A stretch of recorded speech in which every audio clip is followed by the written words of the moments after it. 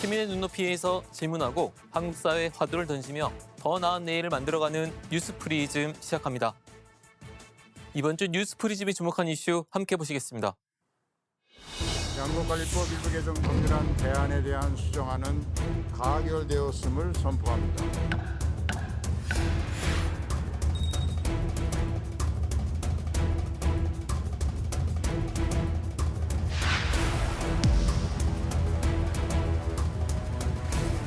농업인과 농촌 발전에도 전혀 도움이 되지 않는 전형적인 포퓰리즘 법안입니다.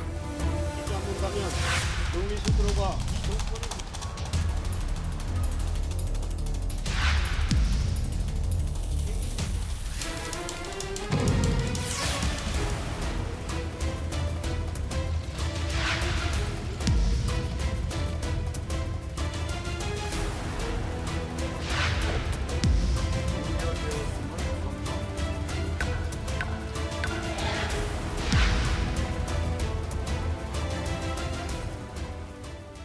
최근 몇 달간 양곡관리법 개정안이 전국의 핵심 현안이 됐습니다. 치열한 논쟁 과정에서 여야는 쌀 과잉 생산을 막아야 한다고 한 목소리를 냈지만 시장 격리 의무 조항에 대한 이견을 좁히지 못하고 평행선만 달렸습니다. 양곡관리법 논쟁은 쌀 재배 면적을 줄이는 대신 밀과 콩 등의 재배 면적을 늘리지 못한 그간의 정책적 실패를 다시 조명했습니다. 점점 취약해져가는 식량 안보 문제에 대해서도 돌아보게 하는 계기가 됐는데요. 먼저 나경열 기자입니다. 양곡관리법 개정안의 핵심은 두 가지입니다. 초과 생산된 쌀을 정부가 매입하는 내용과 공급 과잉 문제를 막기 위해 쌀 재배 면적 관리를 의무화하는 겁니다.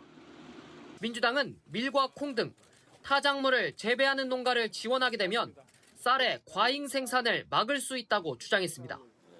사전 생산 조정을 통해서 사후적인 과잉 생산을 완전히 제거하자는 것이 양곡관리법의 취지라고요. 왜 이건 인정하지 않아요? 생산 조정을 하게 되면 시장 격리가 발생하지 않는다고요. 실제 쌀 생산 조정제를 시행한 이명박 정부와 문재인 정부 시기 생산과 수요는 균형을 이뤘습니다. 과잉 생산 물량은 적었고 정부의 시장 격리도 최소화됐습니다.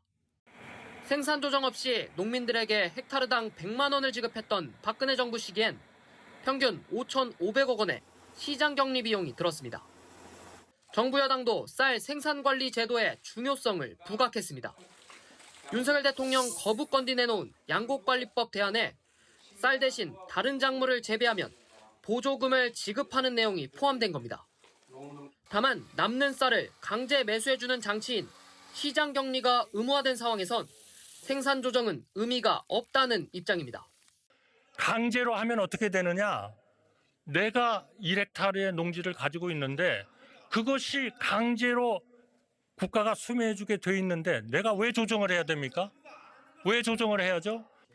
윤석열 대통령의 거부권 행사 뒤 다시 국회로 돌아온 양곡법 개정안. 재의결 기준 찬성 200석을 채우지 못해 결국 폐기됐습니다. 시장 격리 의무 조항에 대한 이견을 좁히지 못한 탓이 컸습니다. 민주당은 양곡관리법과 비슷한 내용의 또 다른 법안을 재추진하겠다는 계획입니다. 대통령 거부권 이후 불거진 여야 갈등은 쉽게 가라앉지 않을 것으로 보입니다. 연합뉴스TV 나경렬입니다. 농민들은 민주당의 양곡관리법 개정안에도 정부의 거부권에도 자신들의 목소리는 빠져 있다며 불만을 나타내고 있습니다. 농민들은 어떤 생각을 하고 있을까요? 김영민 기자가 농민들을 만나봤습니다. 경남 진주에서 23년째 벼재배를 하고 있는 전주환 씨. 곧 벽씨를 뿌릴 시기이지만 한숨부터 납니다. 옛날에는 이 논에 지금 벼를 심으면은 생산량을 늘리면은 그게 수입이 되었었거든요. 지금은 여기에서 어느 정도의 적정한 쌀을 생산해내야 소득이 줄지 않고 쌀값이 폭락하지 않을까. 창원에 있는 한 양곡 창고에는 800kg의 벼 포대가 천장 높이까지 쌓여 있습니다. 해마다 쌀 소비는 줄고 있지만 생산량은 그대로 유지되면서 양곡 창고는 거의 포화 상태입니다.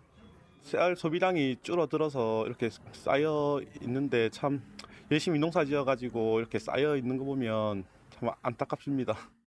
전국 양곡 창고 3천여 곳의 약 80%가 재고쌀로 채워져 있습니다.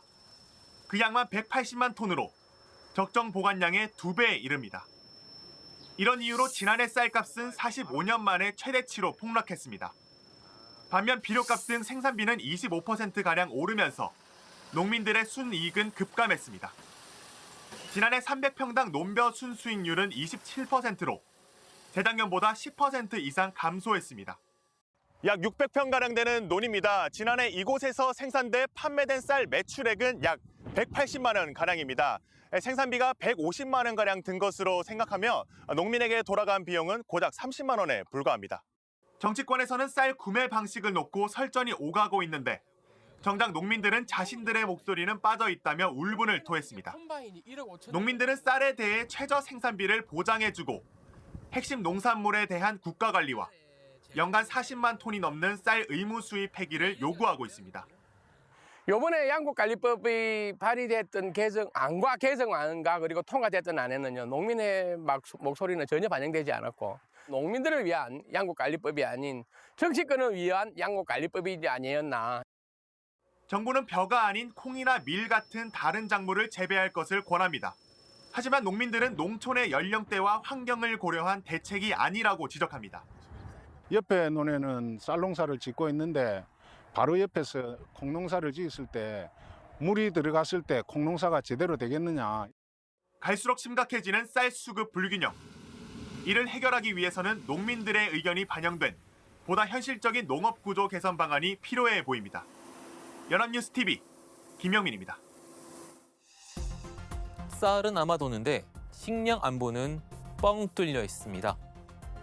농부들은 열심히 농사를 짓는데 생산물은 창고에 쌓이기만 하고 정작 우리는 먹을거리를 수입하기 바쁩니다. 우리나라의 2021년 식량 자급률은 44.4%였습니다. 2017년 48.7%와 비교해 4.3%포인트나 줄어들었습니다. 곡물 자급률은 2021년 21%에 불과했습니다. 역시 해가 갈수록 감소하고 있습니다. 쌀 소비 분량이야 대부분 국내에서 조달하지만 밀은 1%에 불과합니다. 이렇다 보니 한국은 세계 7위의 곡물 수입국이 됐습니다. 수입 의존도가 높다 보니 우크라이나 전쟁과 같은 식량 공급망 위기는 밥상 물가로 고스란히 이어집니다. 서민의 한숨만 깊어지는 것이죠. 식량 자급률이 떨어질수록 식량 안보는 위태롭게 됩니다. 영국 주간지 이코노미스트 산하 EIU의 2022년 식량 안보 지수에서 우리나라는 113개국 가운데 39위였습니다. 2017년 24위에서도 악화됐습니다. 세부 항목 평가를 보면 한국은 식품 안정성과 빈곤율 등에선 점수가 높았지만 식량 안보 접근 정책에선 약재점을 받았습니다. 더구나 기후변화가 점점 더 심화하면서 전 세계적으로 경작지가 더 줄어들고 있습니다. 수입 농산물의 가격이 더욱 오를 가능성이 커지는 셈이죠. 아예 수입 루트가 좁아질 수 있다는 우려도 나옵니다. 우크라이나 전쟁으로 인한 전 세계 식량 위기는 주요 곡물 생산 수출국의 수출 제한 조치를 불러왔습니다. 수십 개국이 식량 비료에 대해 수출 금지나 허가제 등의 수출 제한 조치를 내리기도 했습니다. 상황에 따라선 식량은 무기화될 수 있습니다. 러시아가 천연가스 수출을 무기화하고 중동이 원유 생산량을 조절해 경제적 이익을 얻을 뿐만 아니라 국제사회에서 존재감을 높이듯이 말입니다. 식량 안보를 위해서라도 벼 경작지를 줄이는 대신 다른 작물 경작지를 늘려가야 하는 것은 이미 오래된 명제입니다. 이런 가운데 정부는 양곡관리법 개정안 거부권 행사 이후 후속 대책을 내놨습니다. 농가에 주는 직불금을 대폭 확대해 벼 재배 면적 감축을 유도하고 가루쌀을 활용한 식품 개발 등으로 쌀 소비를 늘릴 계획인데요. 쌀 공급 과잉 문제의 해법이 될 수 있을지 주목됩니다. 이승국 기자입니다. 정부가 양곡관리법 개정안을 반대하는 가장 큰 이유는 결과적으로 농민을 위한 법이 아니라는 겁니다. 지금도 남는 쌀을 더 많이 남게 만들고 이를 사는 데 들어가는 국민 혈세는 매년 증가하여 2030년 1조 4천억 원대에 이르게 될 것입니다. 그럼에도 오히려 쌀값은 떨어지고 쌀 재배농가 소득도 감소할 것입니다. 정부 주장의 주요 근거는 지난해 10월 나온 농촌경제연구원 분석입니다. 의무 매입제가 시행되면 지난해 25만 톤이었던 쌀 초과 생산량이 2030년에는 64만 톤까지 늘어날 것으로 예측했습니다. 실제 국내 쌀 수요에 비해 공급이 넘치는 현상은 심화하고 있습니다. 1인당 연간 쌀 소비량은 계속해서 줄어 지난해에는 역대 최저인 57kg을 기록했습니다. 하지만 쌀 생산량은 재작년 증가세로 돌아서는 등 소비 감소의 속도를 따라가지 못하고 있습니다. 이에 따라 정부가 발표한 대책의 핵심은 밀이나 콩, 가로쌀 등을 재배하면 주는 농업 직불금 예산을 크게 늘려 벼 대신 이들 작물을 재배하도록 유도하겠다는 겁니다. 또 대학생에게 아침 식사를 1,000원에 제공하는 1,000원의 아침밥 사업 규모를 2배 이상으로 늘리고 가로쌀을 활용한 식품 개발을 지원하는 등의 쌀 소비 증진 방안도 함께 내놨습니다. 똑같은 혈세를 쓴다고 해도 그걸 어디에 쓰느냐는 문제가 아니겠습니까? 그 수급 불균형을 해소하는 방향으로 쓸 거냐, 수급 불균형을 악화하는 방향으로 쓸 거냐. 하지만 농민 입장에서 여러 혜택이 있는 벼 재배를 포기하고 대체 작물을 재배하도록 하기 위해선 더 강력한 유인책이 필요하다는 지적이 나옵니다. 쌀 농가만 소득세 면제예요. 노동력이 제일 조금 들고 쉽고 가장 중요한 점은 재정의 효율성입니다. 전략 작물 직불제에 집중해서 현재보다 더 강한 인센티브를 부여해서 쌀 면적을 줄이고 농촌 고령화 등 우리 농업이 안고 있는 보다 근본적인 문제 해결을 위해 정책 역량을 집중해야 한다는 목소리도 있습니다. 가격이 좀 떨어져야 젊은 사람들이 쉽게 들어갈까. 고령화되는 농업 노동력이 그대로 유지가 된 채 있으니까 농업 자산이 시장에 나오질 않아요. 고령농들이 쉽게 좀 은퇴를 할 수 있고 그쪽에다 예산을 집중해주면 은퇴 직불금이나. 전문가들은 한 목소리로 농업 정책의 일관성과 지속성이 중요하다고 강조합니다. 정치적인 고려 없는 장기 로드맵 마련이 시급하다는 지적입니다. 연합뉴스TV 이승국입니다.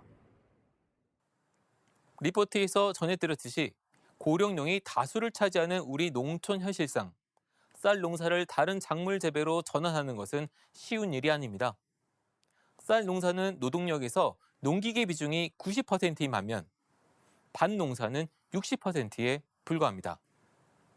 쌀 아닌 다른 작물 재배의 수익성이 높더라도 고령자가 익숙한 농사법을 벌이기는 쉽지 않습니다. 더구나 노동력까지 더 많이 들어가면 작물 전환에 엄두가 나지 않을 수 있습니다. 이런 어려움을 줄여가도록 세심한 정책적 지원이 이루어지느냐가 중요합니다. 정부는 농민들과의 소통을 늘려가 현실의 문제점을 함께 해결해 나가도록 하는 노력이 필요합니다. 식문화에서 쌀 섭취가 줄어들고 밀과 육류 등의 소비가 늘어난 것은 이미 오래됐습니다. 당국은 수십 년간 곡물 자급률을 높이기 위해 작물 재배를 다양화하겠다는 정책을 반복해 내놨습니다. 그런데 지금 결과는 어떤가요? 말뿐이었다는 비판에서 벗어날 수 있을까요? 양국관리 정책의 실패는 식량 안보에 대한 위협까지 키웠습니다. 이미 우크라이나 전쟁으로 뜨거운 맛을 봤지만 전쟁과 자연재해 등 식량 안보를 위협하는 글로벌 리스크는 언제 닥쳐도 이상하지 않습니다. 양국 관리 실패로 인한 출혈은 결국 우리의 주머니, 세금에서 이루어집니다. 이번 주 뉴스 프리즘은 여기까지입니다. 시청해주신 여러분 고맙습니다.